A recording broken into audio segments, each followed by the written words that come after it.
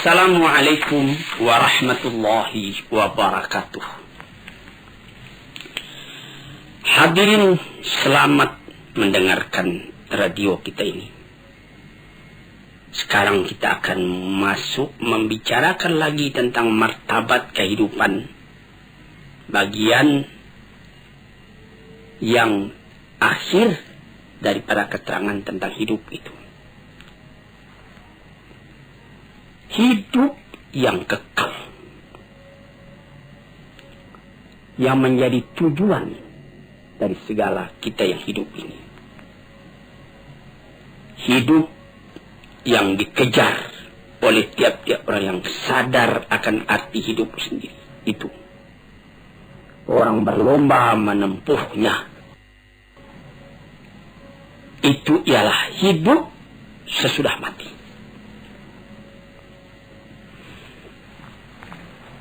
Itulah yang diserukan oleh kitab-kitab yang diturun oleh Tuhan. Itulah yang disampaikan oleh nabi-nabi yang diutus oleh Tuhan. Wa ma hadhil hayatud dunya illa lahu wa la'ib. Kehidupan di dunia ini lain tidak cuma main-main, cuma sanda gurau. Wa inna daral akhirat lahiyal hayawan law kanu ya'lamun. Hidup di akhirat itulah hidup yang sejati kalau sekiranya kita fikirkan dan kita ketahui, direnungkan betul-betul. Hidup yang sekarang ini dibandingkan dengan kehidupan yang kemudian itu adalah seperti hidup sekarang ini seperti tidur saja. Sebagaimana telah kita katakan pada pengajian-pengajian kita yang telah dahulu.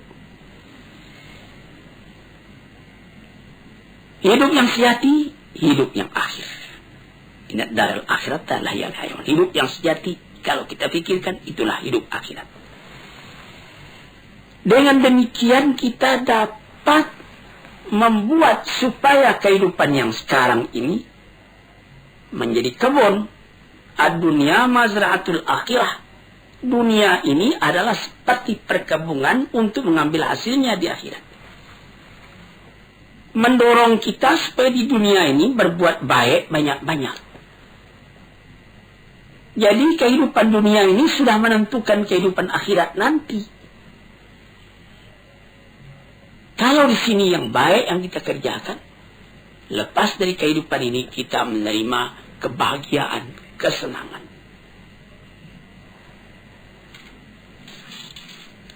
Nabi Muhammad sallallahu alaihi wasallam pernah memisalkan. Apa kata beliau?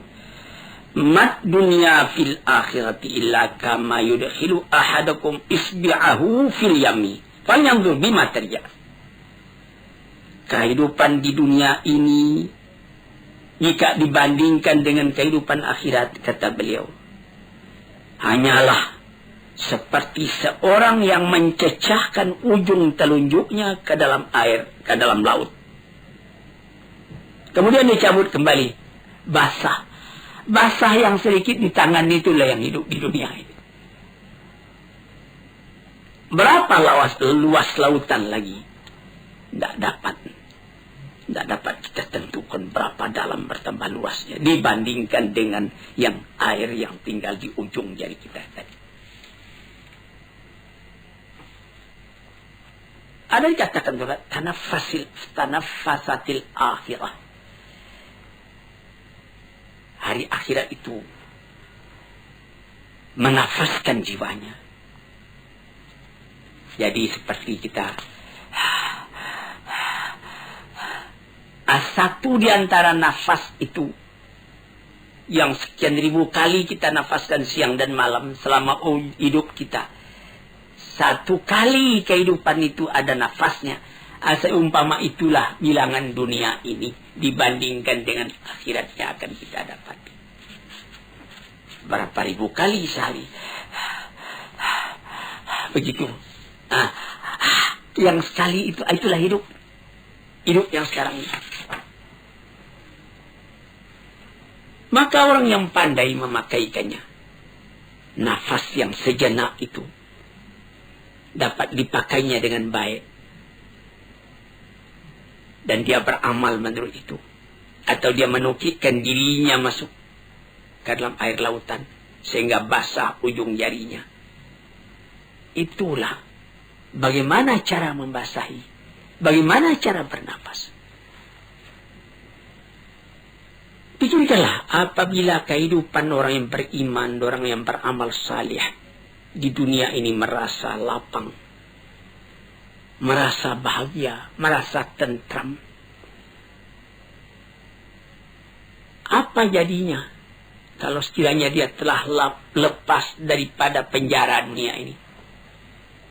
Bercerai nyawa dengan badan dia masuk ke alam barzakh. Apa perasaan pada waktu itu? Pada akhirnya kelihatan tubuh dimasukkan ke dalam bumi. Asal tanah pulang ke tanah, air pulang ke air. Tapi yang roh itu terlepas dari ikatannya. Seperti kata Suhrawardi, seorang sufi yang besar. Seperti burung di dalam sangkar, dia berkicau, dia ingin keluar. Kemudian sangkar terbuka, burung pun terbang. Sangkar kosong, burung bernyanyi di tempat yang luas. Demikianlah roh apabila keluar dari badan.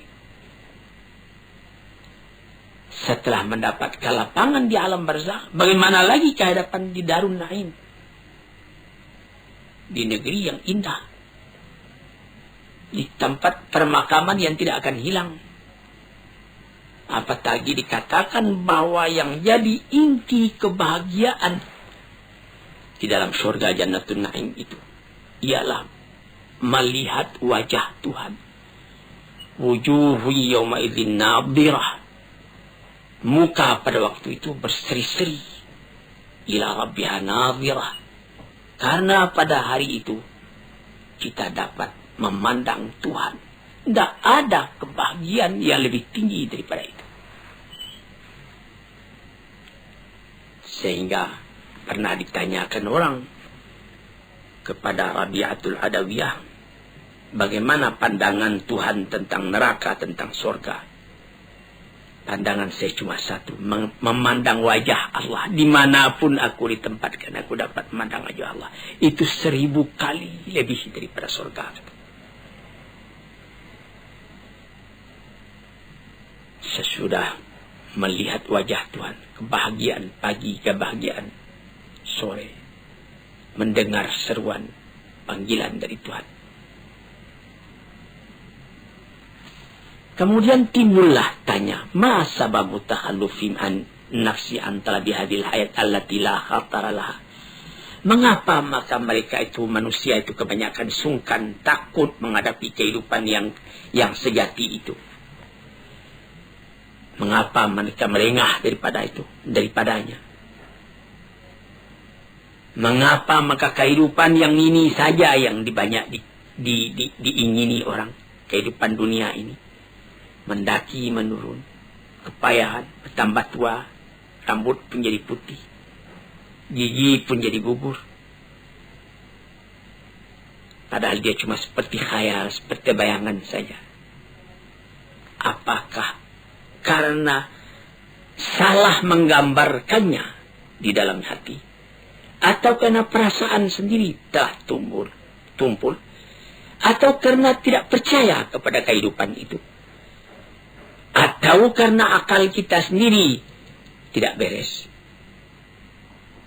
atau karena tertarik dengan barang yang ada di dunia ini yang mesti lepas dari kita, atau kita yang meninggalkan dia mati lebih dulu, atau dia yang meninggalkan kita. Ibarat berniaga, tidak saja beruntung, rugi pun ada. Ini jawab. Apa jawabnya? Ya, sama sekali itu sebabnya. Pertama, karena salah menggambarkan. Yang kedua, karena tidak mau percaya. Yang ketiga, akal sendiri tidak murni. Yang keempat, kita terpengaruh oleh barang yang dilihat. Tidak tahu bahwa penggantinya lebih baik dari ini. Dan sebab yang paling utama menyebabkan kita tidak memikirkan hidup demikian itu ialah dha'ful iman. Lemah iman. Iman ini yang mesti diperkuat. Karena iman itulah yang jadi roh dari segala amalan. Iman itulah yang membangkitkan semangat kita buat bekerja. Mengerjakannya lebih baik. Iman itulah yang mencegah kita mengerjakan yang buruk. Dengan kekuatan imanlah baru terasa wibawa dari pengaruh perintah Allah dan larangannya. Sehingga kita karena iman tadi tidak merasa payah buat mengerjakan yang baik.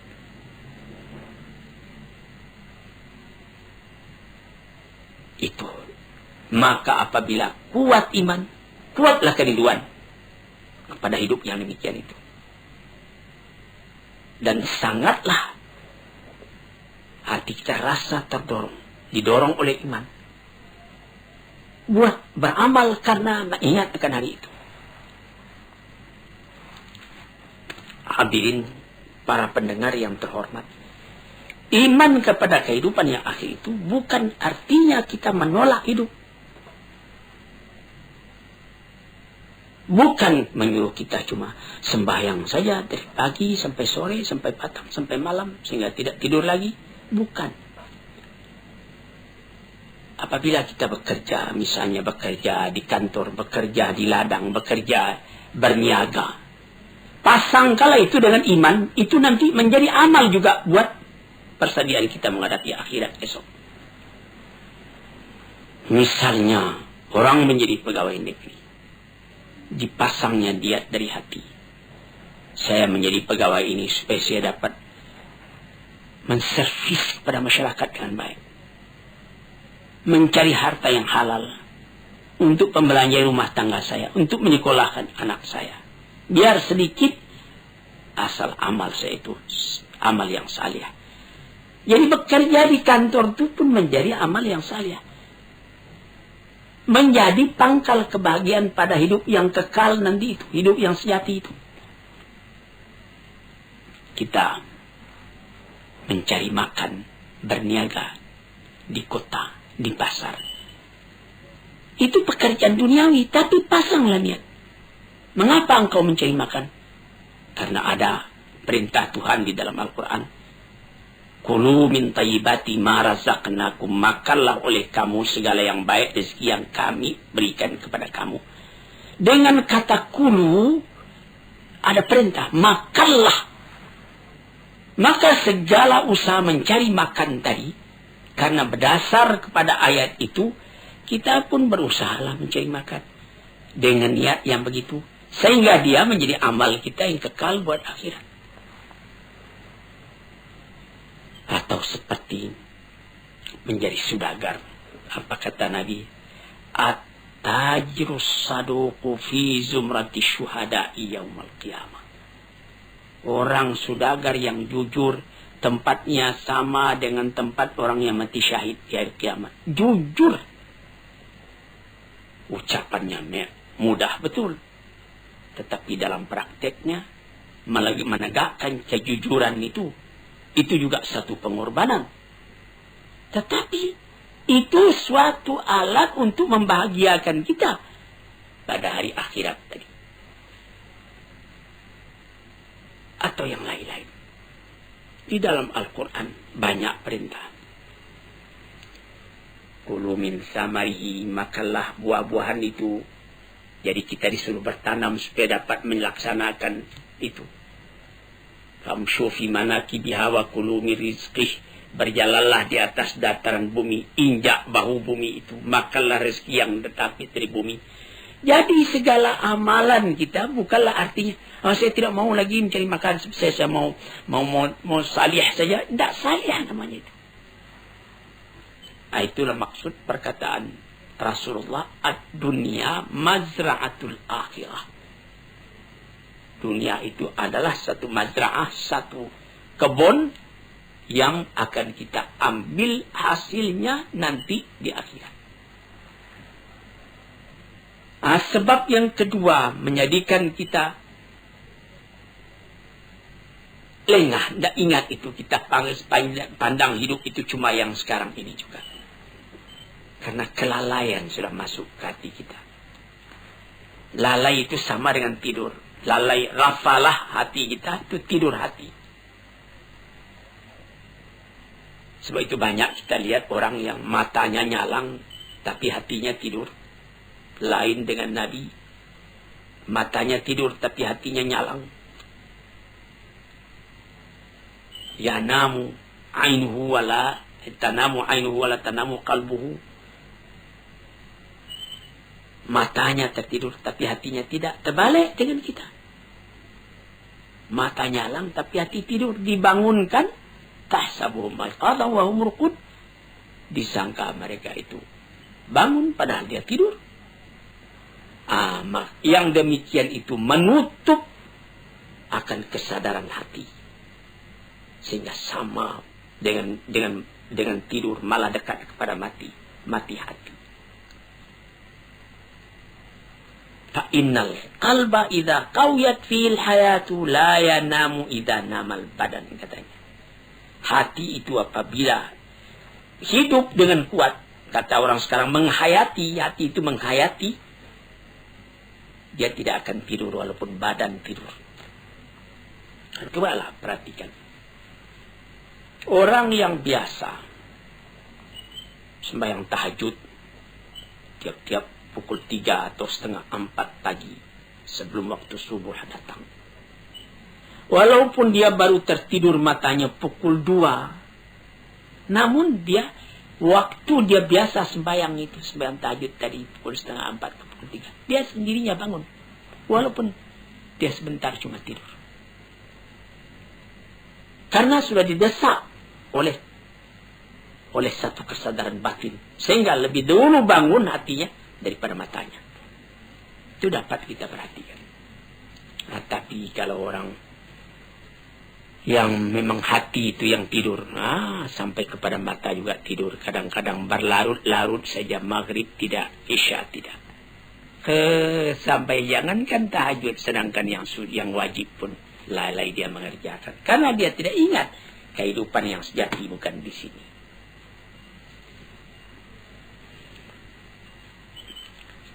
Oleh sebab itu maka hidup yang sempurna itu telah dituntunkan oleh Nabi kita sallallahu alaihi wasallam.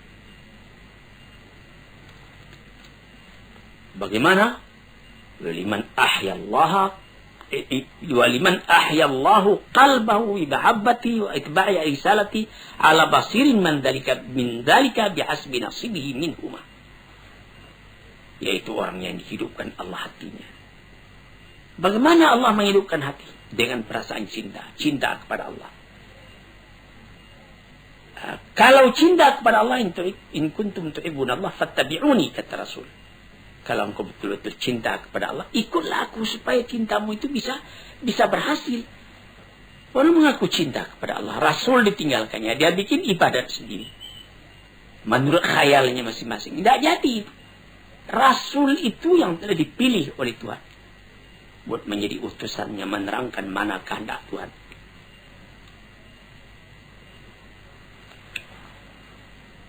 Maka kelalaian atau kesadaran, keduanya itu ada dalam panca indera kita, ada dalam akal dan hati kita. Kesadaran hati atau kelalaian hati sama juga dengan kesadaran badan atau kelalaian badan.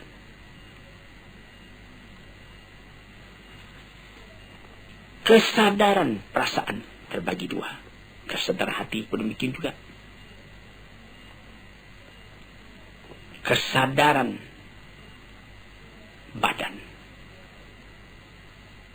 atau kesadaran perasaan itu menembus ke dalam jiwa tiap-tiap. Tidak ada terdengar perintah, tapi ada kesadaran dalam batin. Dia bangun mengerjakan perintah itu.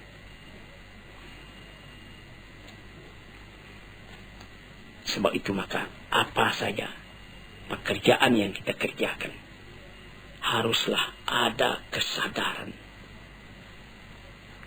Orang dalam kata-kata sekarang ini, kata modern sekarang ini, menghayati. Orang bisa ya bangun pagi, bayang, subuh, 2 rakaat, buka pintu, keluar, kamar mandi. Maka kamar mandi, buka pintu, sembahyang itu sudah rutin saja, tidak ada hayatannya lagi. Sehingga ada orang yang lupa, apakah saya sudah buka pintu tadi? Atau dia kunci pintu, tadinya dia sudah kunci karena sudah biasa begitu saja. Lalu dia nanti setelah masuk ke tempat tidur, dia pula, saya sudah kunci pintu tadi. Padahal tadi sudah. Mengapa maka sekarang diulangnya lagi, tidak pergi mengunci? Karena dari tadi itu dia tidak sadar bahwa dia telah mengunci. Cuma kebiasaan badannya saja. Nah, celaka kalau beribadat juga seperti itu. Sampai orang lupa, apa saya sudah sembahyang tadi.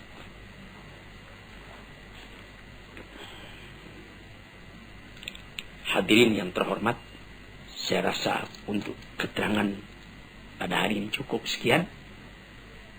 Moga-moga Allah memberikan ketenangan dalam pikiran kita, sehingga kita simpulkan kehidupan yang sejati itu. Itulah yang tujuan daripada perjalanan kita di dunia ini. Assalamualaikum warahmatullahi wabarakatuh.